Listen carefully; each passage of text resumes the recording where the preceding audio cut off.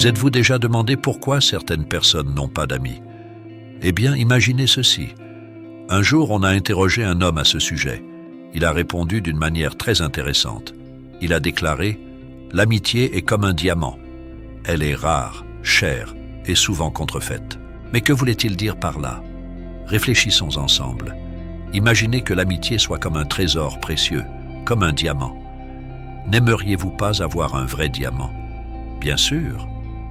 Mais que se passe-t-il si vous achetez un faux diamant par erreur, et si cela se produit plusieurs fois? L'homme continue en expliquant.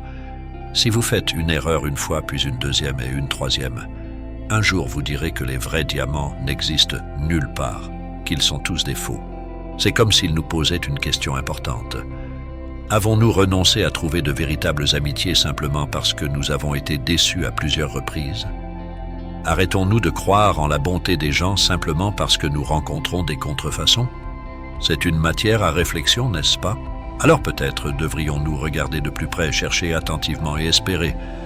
Car tout comme les vrais diamants existent, il existe aussi de véritables amitiés.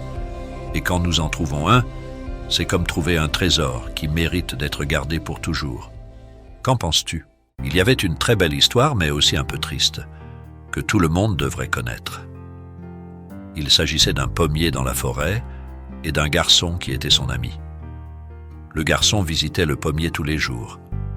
Il se balançait sur ses branches, mangeait les pommes qu'elle lui offrait, faisait des couronnes avec ses feuilles et se sentait comme un roi de la forêt. Quand la journée devenait chaude et qu'il en avait assez de jouer, le pommier le protégeait du soleil et le garçon s'endormait à son ombre.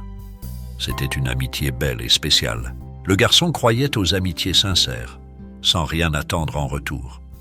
Mais en grandissant, il a commencé à rendre moins visite à son vieil ami, le pommier. De nouveaux amis et de nouveaux intérêts occupaient son temps, même s'il lui arrivait encore de passer la voir. Un jour, alors qu'il revenait enfin, le pommier remarqua qu'il était très triste. Regardant le garçon dans les yeux, elle demanda « Que s'est-il passé, mon ami? Pourquoi ne joues-tu plus avec moi? Pourquoi ne te balances-tu plus à mes branches ?» Le garçon répondit à contre-cœur « Parce qu'un roi a besoin d'argent et que je n'en ai pas. » Le pommier réfléchit « Mais toi non plus. Tu n'as pas d'argent, cependant j'ai des pommes. Prends-les et vends-les. Alors tu auras de l'argent et tu pourras à nouveau être mon ami, aussi gentil et joyeux qu'avant. » Le garçon accepta cueillit les pommes et les vendit. Cependant, il n'est jamais revenu au pommier, la laissant attendre longtemps, regardant le chemin qu'il avait l'habitude de suivre. Un jour, le garçon revint, mais il fut une fois de plus mécontent de sa vie. Le pommier a demandé au garçon pourquoi il lui avait fallu si longtemps pour revenir. Il a expliqué qu'il avait beaucoup de problèmes et qu'il se sentait seul, car il ne pouvait pas fonder de famille parce qu'il n'avait pas de maison. Le pommier lui proposa une solution, couper ses branches pour pouvoir construire une maison. De cette façon, il réapprendrait à être heureux et à être le même ami gentil et joyeux qu'avant. Le pommier a demandé au garçon pourquoi il lui avait fallu si longtemps pour revenir. Il a expliqué qu'il avait beaucoup de problèmes et qu'il se sentait seul, car il ne pouvait pas fonder de famille, parce qu'il n'avait pas de maison. Le pommier lui proposa une solution, couper ses branches pour pouvoir construire une maison. De cette façon, il réapprendrait à être heureux et à être le même ami, gentil et joyeux qu'avant. Il a coupé toutes les branches du pommier, a construit sa maison, a fondé une famille et a vécu jusqu'à ce qu'il soit vieux, sans plus se souvenir d'elle. Mais un jour, il est revenu et s'est encore plaint de la vie. Au lieu d'être heureux de la voir, il a dit qu'il était fatigué de tout et qu'il voulait s'éloigner là où il n'aurait à voir personne. Il avait besoin d'un bateau, mais il ne savait pas où en trouver un. Le pommier restait silencieux, regardant tristement son ami tandis qu'il prenait la hache et la balançait plusieurs fois pour couper son tronc et fabriquer un bateau. Lorsqu'il a finalement construit le bateau, il est parti sans se retourner. La pauvre souche qui avait été son amie resta là, détruite. Au fil du temps, les pluies arrosaient le tronc du pommier, le soleil réchauffait le sol environnant, et les animaux sauvages grimpaient et s'y reposaient occasionnellement, profitant de la vie. Mais la souche ne pouvait trouver de joie dans tout cela. Il ne voyait plus de sens à la vie. Cependant, le monde a continué à exister. Un jour, sans s'en rendre compte, une petite pousse verte a germé de son âme. Il s'est rapidement transformé en un jeune et beau pommier, plein de vie. Elle a recommencé à vivre. Le jeune pommier, désormais vibrant et plein de vie, avait retrouvé la joie de profiter de chaque nouveau jour. Ses feuilles dansaient au gré du vent et ses branches étaient remplies de fruits juteux. Mais un jour, un enfant curieux s'est approché d'elle, souriant avec les yeux pleins d'espoir, et lui a dit « Salut, pouvons-nous être amis ?» Le pommier sentit un léger tremblement parcourir toutes ses branches, alors qu'il réfléchissait à sa réponse. Elle se souvenait de ses expériences passées, des déceptions auxquelles elle avait été confrontée. Même s'il souhaitait une nouvelle amitié, l'arbre hésita. Il ne voulait plus être blessé. Alors, en silence, elle, garde à vous, avait caché des doutes et n'avait pas répondu.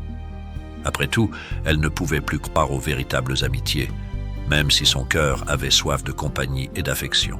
À l'intérieur de chaque personne qui a perdu la foi vit un rêveur désillusionné.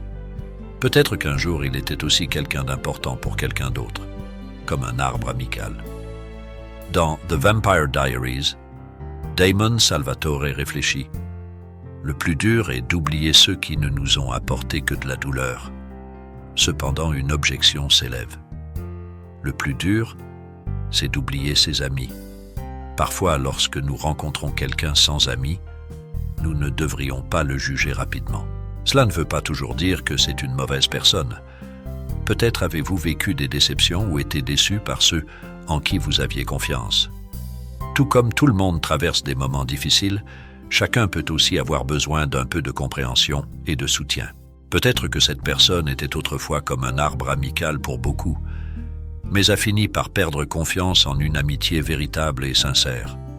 C'est vraiment triste. Tu n'es pas d'accord? Ne pas avoir d'amis peut être très difficile.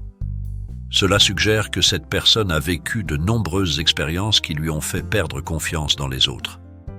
Cela peut se produire pour diverses raisons, telles que des déceptions ou des blessures passées. Il est important de se rappeler que chacun a ses raisons, et il est essentiel d'être compréhensif et patient avec ceux qui traversent des moments difficiles. Parfois, une simple démonstration d'amitié et de soutien peut faire toute la différence dans la vie de quelqu'un.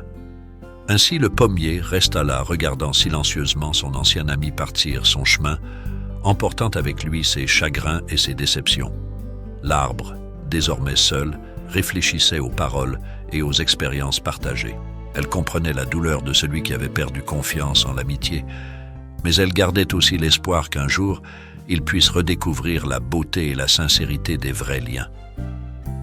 Pendant ce temps, l'homme, après avoir construit sa maison et formé sa famille, se sentait toujours incomplet et mécontent.